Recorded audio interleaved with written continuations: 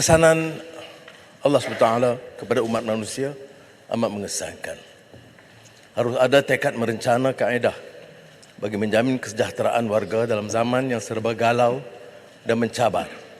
Memandangkan marcapada tidak lagi seperti dahulu kala. Kini kita menempuh satu fasa yang luar biasa aneh, dan fasa ini tentunya belum terjangka dalam sejarah peradaban manusia. Sementara warga dunia masih belum kebah dari cengkeraman wabak COVID-19. Tidak hanya dari aspek kesihatan, tetapi hampir seluruh sendi kekuatan negara dan sistem masyarakat. Maka berdepan dengan era pasca normal, post-normal times yang dicirikan oleh keberantakan, chaos, kerumitan, complexity, pertentangan, contradiction akan bantu kita mengemudi jalan keluar.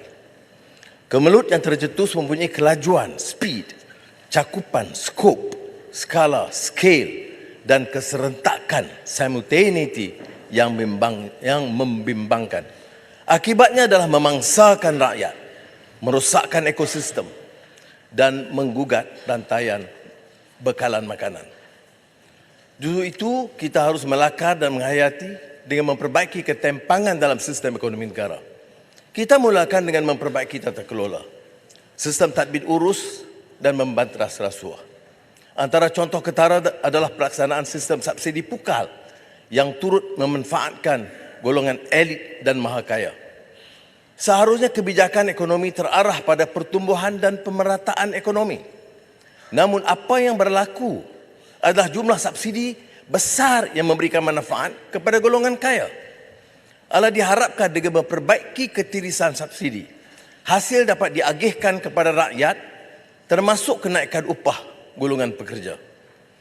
Keterlanjuran lalu dalam pemusatan isu subsidi juga mengakibatkan hutang dan liability negara menjangkau 1.5 trilion atau 82% kepada KDNK. Bayaran khidmat hutang sahaja dijangka mencatat 46.1 bilion ringgit, iaitu 15.2% daripada hasil 2024. Hanya dengan mengurangkan defisit dan tanggungan, kerajaan dapat mengembalikan kedudukan fiskal negara yang mampan. Tekad perubahan harus bermula dengan iltizam setiap warga, terpancar dari keyakinan dan hati nurani. Inilah yang pernah diungkapkan oleh pemikir Algeria, almarhum Malik bin Nabi, sebagai the inner struggle of conscience. Disusuli dengan collective consciousness for renewal. Kesedaran bersama pimpinan dan rakyat keseluruhannya ke arah islah dan pembaharuan. Maka Belanjawan 2024 yang saya ungkap sebagai Belanjawan Madani kedua menghamparkan tekad dan kesungguhan kerajaan perpaduan dalam memaknai sebuah cetusan nurani bagi mengangkat darjat harakat ekonomi negara dan rakyat. Alhamdulillah, menjengah usia hampir setahun, pimpinan kerajaan perpaduan sedaya upaya menjelmakan semula kekuatan watan. Ekonomi domestik Malaysia terus kukuh. Kadar pengangguran berjaya turun kepada kadar 3.4% setakat Ogos 2023. Iaitu terendah hampir menyamai kadar sebelum COVID-19 3.3%. Kendati pun begitu, kebergantungan makanan import masih terlalu tinggi. Tekad dan kesungguhan semua pihak berjaya meredakan inflasi secara beransur-ansur setiap tahun. Pada Ogos 2023, kadar inflasi hanya 2%, iaitu antara terendah di rantau ini, malah lebih baik ketimbang negara ekonomi maju. Malaysia kekal sebagai destinasi pilihan pelabur asing. Bagi separuh pertama 2023, kita berjaya meraih pelaburan diluluskan bernilai 132.6 bilion ringgit, iaitu melebihi 60% daripada sasaran tahun ini. Pencapaian ini merangkumi 63.3 bilion ringgit pelaburan langsung asing, melibatkan keseluruhan 2,651 projek dan jangka menghasilkan lebih 51,000 peluang pekerjaan. Malaysia juga kekal sebagai destinasi tumpuan pelancong. Setakat Ogos 2023, menyaksikan ketibaan pelancong asing hampir 13 juta orang, iaitu lebih 3 kali ganda ketimbang tahun lalu. Indikator inilah yang sebenarnya merupakan kekuatan hakiki negara. InsyaAllah dengan ini, prestasi ekonomi akan terus pulih meski kita menghadapi tantangan ringgit.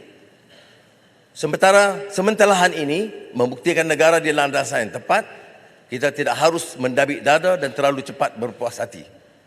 Perlu diakui bahawa situasi ekonomi global yang mencekam telah menempiasi prestasi ekonomi kita.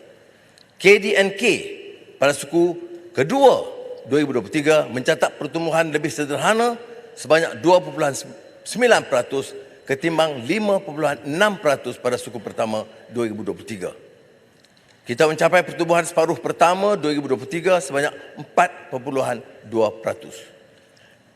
Pencapaian ini cerminan permintaan ekspor yang lebih perlahan selain dampak asas yang tinggi pada suku kedua tahun lalu.